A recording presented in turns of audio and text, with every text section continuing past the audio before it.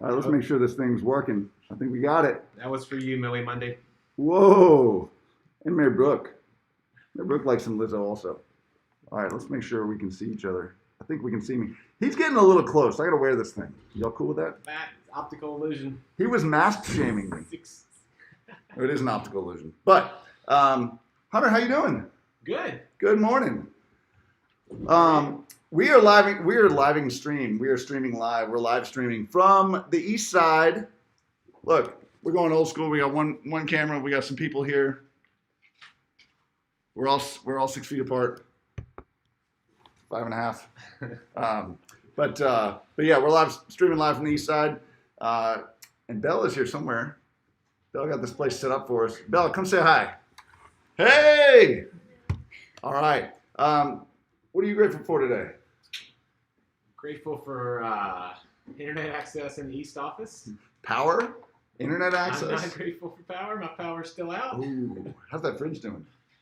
Fridge is going to be smelling. As long as you don't open it, right? It'll last days, maybe. I don't know. I think you only got like 12 hours. Yeah, Colin was telling me earlier she fills hers with dry ice if the power's going to go out. That was smart. Where do you get dry ice at the grocery store or something? Publix, Kroger. Publix and Kroger. Well, I went and got a generator yesterday, and I had literally, it was like Clark Griswold. I had extension cords running off. I almost went across the street to one neighbor. So I got a good friend who's Mr. Prepared in that realm, and he has a generator that automatically kicks on. Oh, that's the fancy kind.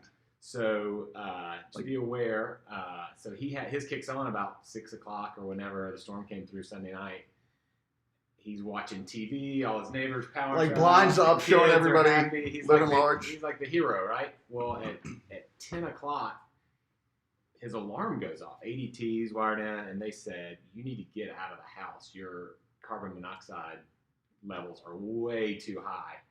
So he gets out. Fire department comes, and apparently, if he had been in the house 30 minutes longer, like had gone to sleep, Yikes. it would have been like history. There was Scary just stuff. it was basically the exhaust. This is like a professional permanently installed one, but it was outside on the exhaust system wasn't installed. The exhaust wasn't far enough away from the house, so anyway, just something to be aware of. I felt good not being prepared because it might. So that's actually good real estate. If you're inspecting a house that has one of those things, maybe say, hey, run it for a good few hours and test the CO levels. Yeah. Also, these are like $20 things. Make sure you got carbon monoxide detectors in your house. That's important. Wow. So we've got. I'm grateful for my power came back on last night, and we had it was wild. My father-in-law passed away really unexpectedly on Saturday, and my wife left town. It was her dad, and so we need to turn the camera just a little bit. All right, here we go. But anyway, and then the power went out, and so I just bought a generator at 1 a.m. because it was like toilet paper. I was hoarding them. Before anybody else wants to get one, I'm at least going to lock one down. But it's been a wild 24 hours, no internet, no power, trying to manage the kids, and thank goodness homeschool got canceled yesterday. But all that being said, I'm just grateful to have a little bit of a normal day. I've got somebody helping with the kids this morning, and moving right along with Lizzo. I'm feeling good as hell. You're a resilient man, Zach. I love that about you. I tried to. You've got a lot going on. And can I just say, I'm also grateful for people that know what to do at a stoplight not working. Colin, what are the rules for a stoplight that doesn't work? Four-way stop. It's a four-way stop, people. All right, so yesterday, this is crazy. So even if it's yellow on my side and red No, on your side? I'm talking about like power out, no blinking, nothing. I'm with you. Some people just fly right through. They're like, well, it wasn't red, it wasn't green, there was nothing there, so right? No lights whatsoever. No light means everybody stops. All right, so you. yesterday I'm on Charlotte, coming back from with the generator, right? And I've got all the kids in the car, and I'm at a stop because there's a dead stoplight, and I'm stopping, and there's a car at the other side, and I say, okay, go on. Me and the other person across were waving, and this dude gets annoyed behind me, drives around me on the left side in the median, flicks me off, and almost takes this lady out. Don't be that guy. Don't be that guy. Don't be that guy. And he wasn't even wearing a mask. So, just saying. All right, what do we got? So, just like I wanted to spend a couple minutes here at the front end talking about the news of last week. We're not going to be merging with Parks, and so just kind of wanted to look back. Not a lot of drama here or anything like that, but wanted to back up to when we announced the merger. Feels like a long time ago now. It does, yeah. January, mid-January. But we, at the time, just like now, Village was doing well, had a lot of momentum. We really valued our agent-first model, our agent-led leadership team, our brand and culture, what all you guys bring to Village. And we felt like that would transfer well and that both companies could really benefit from that. And so during the integration, and especially as we began to navigate business during the stay-at-home orders and coronavirus, we began to realize that some of those values and our brand were really at risk if we went through with the merger. And we're unwilling to risk those things for the benefits that the scale of the merger might bring. Just wasn't worth it. So first and foremost, we wanted to protect those things that were driving our success.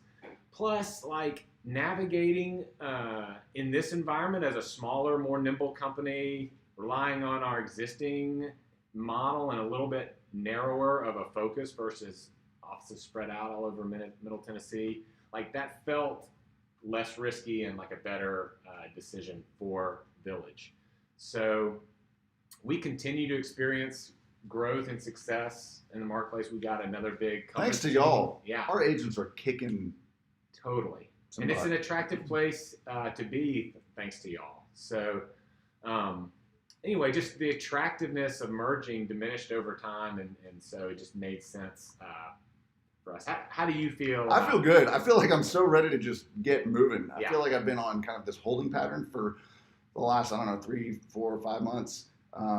And it feels good. It always feels good to have a goal and an objective that you can be really focused on and working toward. And I felt like there was sort of this vagueness because, things were moving more slowly and just some unknowns and some questions about like, hey, what are we going to do with this? What are we going to do with that? And I'm sure there's always questions, but I'm just glad to be moving forward. Like today, for instance, I am signing a contract for .loop. Yeah. For Village. So for those of you who want to have .loop, we're still going to have that. So a lot of the tools we had were the same. And so if you have needs or questions or things that you're looking for, let's talk about that. But but we've got a lot of good stuff coming down the pipe that has kind of been on hold, just in hopes that this we're in expectation, I guess, of this merger happening. And you guys have been great. I gotten a lot of feedback, I guess, a few questions, but mostly just like excitement.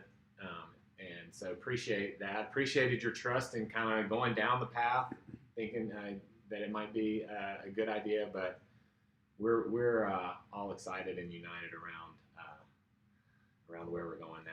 That's right. So, all right. So upcoming education events, we got some stuff here. We've got, let's see, after this class, there's an inspection class with David Bybee and David Coffey. That'll be a Zoom class. And then I'm gonna have to put these things on. So y'all, sorry, I couldn't find my glasses this morning, and then my regular sunglasses broke yesterday. These things are from like 15 years ago, and my wife told me that they look really unfortunate. And Colin says, "Oh, I have a pair that looks kind of like that." And I said, "I think that." She actually did say she thought Colin under the bus. No, Colin was great. She said I think they're women's, but that's fine. Whatever. I can handle it. I'm just gonna let the beard keep growing.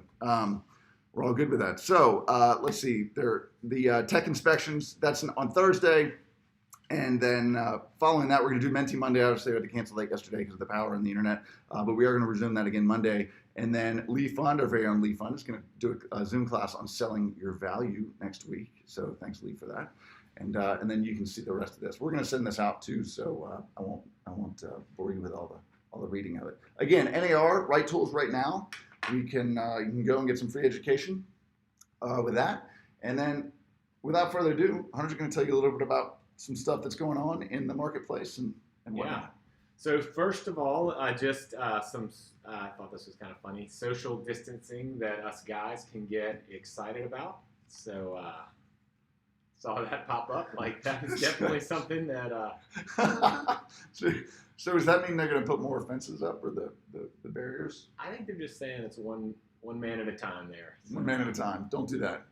All right, moving on. So markets year to date, not a whole lot of change from last week, but I just want to kind of prepare. It's really started hitting last week as the first quarter economic data came out. You're going to be seeing some continual bad headlines in papers, on the internet, whatever, however you get your news. You know what they call a bad headline on the internet? What's that? Clickbait. Clickbait. Clickbait. You're gonna see a The lot. whole idea is to get clicks, right? So they want to throw a headline out there, and this is right. It works. And so as this bad news comes in, just kind of maintain the mindset that all of this information is really built into the markets. The markets are looking out 18 months ahead. They are aware that this is going to be really bad economic data in the near term. And so, the market's reacted. It's gone down some. Obviously, you can see here, it's down. The Dow is down 16, almost 17% on the year. So one of the But people are buying gold. the first quarter, the first quarter numbers from the Commerce Department came out, and GDP fell 4.8%. That's an annual rate, and that's the largest quarterly drop, or the first quarterly drop since 2014. So it's been a while since we've had a quarter-to-quarter drop, but it's the worst quarterly drop since 2008. And so in the news, you can kind of pick your superlative. It's the worst in our lifetime, the worst drop in the post-World War II period, the sharpest decline since the Great Depression. So those have been out there. Consumer spending also plunged 7.6%. So that's a big drop. Consumer spending drives about 70% of our overall economy. So obviously when people are locked down, there's not a whole lot of spending going on. Interestingly, services, just kind of a broad bucket, services really dropped. And that was driven mostly by healthcare, which you wouldn't think. It's like, isn't this all about healthcare? But think about Martha and her job as, it's kind of an optional service. Elective. So anything elective. Anything elective has been entirely shut down. So the pandemic required providers to pull back on elective procedures, even routine visits. People aren't going to visit the doctor when they have like an earache or something like that because they want to kind of stay away. My physical got canceled last week. He said, "We'll see this summer." So it all added up to mass layoffs in the healthcare industry. 43,000 healthcare workers lost their jobs in March. So wow. Just in March. Anyway, and you'll see some things like, I thought this was interesting. J. Crew filed for bankruptcy protection yesterday. Mm-hmm. And I didn't appreciate the headline as a longtime J. Crew shopper calling it preppy, I think it probably is. But you'll see a lot of name brands. You're like, good grief, J. Crew is filing for bankruptcy, and they'll. But hold on, bankruptcy is like, that sounds so bad, but really what's the point of bankruptcy? Because it'll allow them to restructure some debt. So someone the came point is in. really to stay in business, to be able to stay in business. Yeah, so J. Crew will stay around. They'll probably close some stores. A lot of those brick and mortar retailers are really going to be pushed to the brink. And this is all like COVID-19, but J. Crew, I was reading a little bit about this yesterday. They started taking on a lot of debt like way before this, right? So yeah, this wasn't just a COVID-19 thing. It happened now, and so it's getting a lot of headlines. But exactly. So and the worst news, not to be like a downer, we'll get to some better news here in a minute. But that first quarter data that I was just telling you about, our first quarter was solid until early to mid-March, which is the last little bit of the first quarter. So what's really going to be bad is the second quarter data. It's, so that'll come not out yet. In the That'll summer. Come out in the summer. So April, May, so June, like so July, probably mid-July, August. Yeah. that kind of range. So we're going to see some, according to Fed Chairman Jay Powell, we're going to see some economic data that's the worst data that we've ever seen for the economy. Basically, worst economy ever is what we'll be reading about. Glimmers of hope. Steve Mnuchin, who's our Treasury Secretary, says that as states come back in, we really anticipate a pretty quick recovery. Also, as some of those government relief funds start getting into the economy, that should increase spending. And so, anyway, next slide. National Buffett again. I know you probably get tired of me talking about him, but he's a national Man crush. He's Hashtag man crush. He's a national hero. But so this weekend he was supposed to have his annual meeting in Omaha, Nebraska, and it's known as the Woodstock of capitalism. Like 40,000 people descend on Omaha, and they come, and he's there, and he gives his annual meeting and talks about the economy. And so he did all that this weekend, just kind of like you and I are on a Zoom call with one of his give the best pump up speech, but he did say that the U.S. has faced tougher problems in its history, and that the coronavirus pandemic, than the coronavirus pandemic, but that the American miracle or the American magic has always prevailed. And he had one slide that said pretty succinctly, "Never bet against America." And I thought that was kind of good. I like that. We're gonna maintain some optimism here. We're gonna come back from this, and so that's kind of an overall economic update. Be careful when you see the bad data; it's gonna happen. All right, so that's good. That's a good way to talk about it. We're kind of preparing for what is just inevitable. Get your mind around it, expect it. Yeah, it's gonna be fine. Yeah. So this next slide, I just thought it was interesting. It's showing, so where are we kind of in the, glasses on for this one. Where are we in the cycle? You're starting to see, you can see on the bottom the dates. In March, this is just traffic on the roads, on the sidewalks, in mass transit. You've seen that in the last couple of weeks, really, traffic levels have started to increase significantly. And so, Americans are getting out more. You can make your own judgment on whether that's good or not. But everything really, except for mass transit, has come back significantly in the last couple of weeks. It does make you wonder, as we've talked about in past meetings, what's going to be the long-term ramifications of coronavirus? Things like mass transit, things like Disney World, all these different businesses. I mean, we had a huge mass transit vote for Davidson County. Was a couple of years ago now, and so imagine if we're building this thing that all of a sudden people are afraid to use, and it's kind of one of those things that's worth.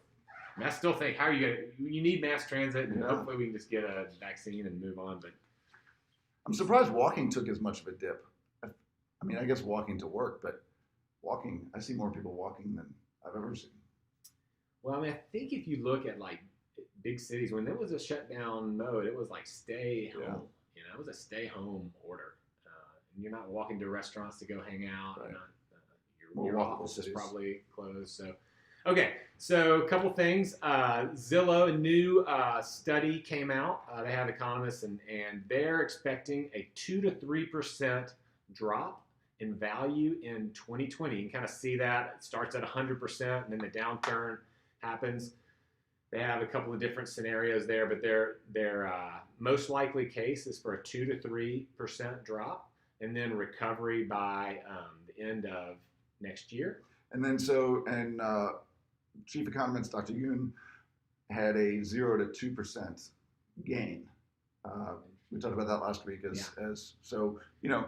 One person, one group. You can't rely on just one piece of data, right? All in all, though, if you average that out, it's about zero. It's about flat. And just even if it is a 2% drop, that's not too shabby considering the economic data we've just been talking about. Yeah, right? we went up 5% last year. We went up 9% the year before that, almost 10% the year before that, and 10% the year before that, just in Nashville. The next slide shows this kind of check mark, which is volume. And so we will hit a pretty significant volume drop this year, but you'll also see it come back. It's already started coming back in most markets as the stay-at-home orders are lifted and we can get back out and do work. So this is saying that we'll get back to kind of where we were in early March volumes, also kind of towards the end of next year. But we'll see a pretty rapid increase getting much closer.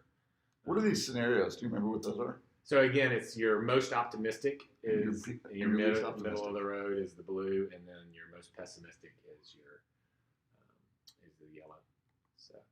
So again, if you're following Davidson County, Mayor Cooper is extending the Safer at Home order through May 8th. That is this Friday, and so unless he updates it and the data comes back that shows that we're not ready to open again, Phase 1 will start May 8th, and that will be so where we were struggling because Tennessee lifted May 1st, right?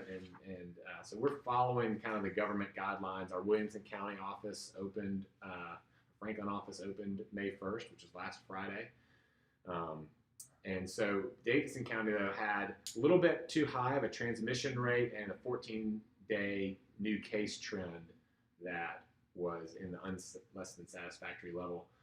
All the other categories were satisfactory, and so hopefully by May 8th, that data is headed in the right direction, and we can. So we won't really know that until May 8th, but the plan is for us to open up the Nashville Davidson County offices. Exactly. If you go to the next slide, so Phase 1 in Davidson County, following businesses will be open with proper social distancing restrictions, operating at half capacities like restaurants, and staff wearing cloth masks or screening employees. Thank you. Just like this. So we're going to follow, even though we're an essential service and you have been able to access the offices here and there, we've been closed to visitors. We will be opening with Phase 1 of Davidson County, so this Friday. And if you go to the next slide, Franklin's already open. We're going to close an hour early each day for staff and everyone to kind of wipe down their spaces and keep things clean, doorknobs, handles. Just want to start off each day clean and healthy. We are also going to restrict how many people can be at one time in our common areas, just so we can maintain those 6-foot social distancing best practices and keep everybody, including our staff and employees, safe. So that is about all I got. I would say, again, stay in touch with your people, stay in touch with us. Let us know if we can help with anything, if you've got any feedback. We'd love to hear it. There's going to be some cool opportunities emerge out of this. One of those is that we get to stay independent, and we are excited. Absolutely. I'm super excited. So good work. All right. Well, thank you very much, Mr. Hunter. Showings. Man, look at that yellow line or orange line. That is going way up. So, obviously as the kind of requirements and regulations are loosening, and people feel more comfortable and understand how to show houses, and also just the spring market. Like, don't bet against America. Don't bet against the spring market. I mean, man, this is I had a multiple offer situation over the weekend that we had a buyer and lost. I think we offered $5,000 or $10,000 over list price. And so anyway, all that being said, there's still a lot of stuff happening out there. The inventory is down. Inventory is still down, and so part of that is just people, I think, being fearful of putting their place in the market. So just because your home is occupied, just because your seller occupies their house, doesn't mean that's just what has to happen, right? Have them look into staying somewhere else if that's possible. Obviously, it's expensive, but I think that house selling right now, if I can spend a little extra money and rent a place, move out, and put my place on the market, and get a multiple offer on it, like, you're going to make that difference up and then some of whatever you're spending to go get a short-term rental. Plus, you're helping somebody with a short-term rental that may not be getting anything. And I don't know any data on this, but I imagine that short-term rentals will probably find a little bit of a deal on that. So mortgage rates, crazy low. So if you remember 2 weeks ago, they were about 3.25% for a 30-year fixed. Last week, they dropped to 3.125%. This week, as of yesterday, they're at 3.0% for a 30-year fix, 15-year down to 2.625. The ARM dropped almost a point, 0.8 of a point. So from 4.625 down to 3.875. So that's pretty awesome. So if you've got people that are ready to lock in, remember 1% equals 10%, right? So for every 1% change in mortgage rates, that's 10% of your borrowing power that you lose or gain. So if rates are at 4% and you want to keep the mortgage payment the same at a $300,000 loan, and you can get a 3% rate, then that means you can spend about 10% more, so you can buy $330,000. Why would I ever do an ARM? Why would you do an ARM? Well, right now they don't make sense because Just making sure. you know, so you just do a 30-year fix. do a 30-year fixed. Yeah, a lot of times traditionally ARMs are less expensive than a But 30-year it's fixed. been like that for, it seems like a year. It's been like, well, it feels like 10 years, but it's only been, I don't know, 5 months, a few months, I think. So, but yeah, typically ARMs would be a little bit less expensive, and if you're only going to be in your house for 3 to 5 years, then it makes sense. then it makes the sense. rate's lower, but Yeah. So But right now, yeah, it's and that's probably why they're dropping, because nobody's getting them. Yeah. So, tools. Just a reminder. I know we talked about this last week. These are really, really critical. Please take advantage of these. I also wanted to say one thing. If you get a floor plan with these Matterport tools, Matterport as a company is putting square footages on the two-dimensional floor plans that come with these. They are wrong.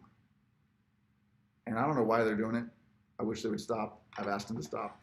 They've been doing it for about a year and a half. But if you get a 2D drawn, kind of architectural looking floor plan on one of these Matterports, all it is doing is they're trying to be helpful, I guess, and they're adding up the inside room dimensions and putting that on there as a square footage. But that's probably about anywhere from 5 to 10% less than the actual square footage. So please don't use that as a professional measurement. And just if you see one, listed online, don't rely on that. It's probably about 5 to 10% small. So just want to make sure we're not giving our sellers bad advice on what their actual square footage is. If you remember, there's appraisal standards, right? So there's there's a Congress enacted, I think in '89 or something, or '85, kind of a uniform appraisal standards act. And so there is a proper way to measure a house, and it's from the outside, right? So it's not this way. But all that being said, this is still a really awesome tool. Just white out the floor plan. I mean not the floor plan. Keep the floor plan white out the square footage. A few tips. Colin is going to talk about open houses. She has a much prettier mask than I have. My wife got me this yellow. Love you, Martha. Yellow. I'm gonna get out of your way for a second. Let you do this. Basically, we've had a lot of questions about open houses. Given that Williamson County, Davidson County are having different sets of rules, we are deferring to the National Association of Realtors guidelines for Olive Village, which means we are saying no open houses currently. If for some reason your seller is very, very insistent and you as an agent are comfortable, then you can talk about how to handle that according to the guidelines. The COVID tip sheet we've given you will cover that, one person at a time, and no touching handles and all that. More importantly, if you are not comfortable and you are being requested by your seller to have an open house, please refer them to your broker and we can talk to them about the risks. And at this point, it looks as though it may only be a few more weeks before we can move those guidelines along, but right now we are still holding fast to the National Association of Realtor guidelines. Any other questions that you guys are hearing from other people about open houses? is that that's a highly discouraged, but if your client is really intent on doing it, it's allowed.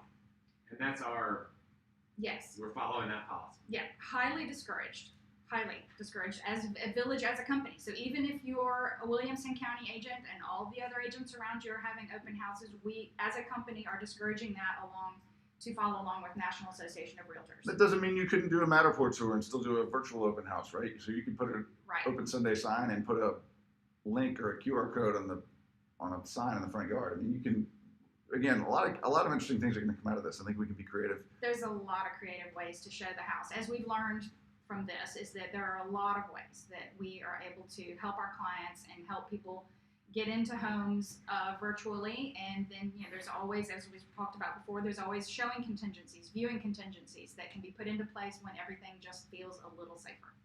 And that's pretty much it. All right. Well, thank you, Colin. Appreciate that. Coming soon. So, obviously, this is a little bit tricky of how to do this. So, with the new coming soon guidelines. So, enter your coming soons in here, but just make sure that if you're putting them in there, that they're going on the MLS within 48 hours as a coming soon, right? So that's the link, comingsoon.villagetn.com. And that's pretty much it. Any takeaways? I learned a lot from Hunter. Thanks so much. And one thing that was kind of cool, we've got this inspection class after this.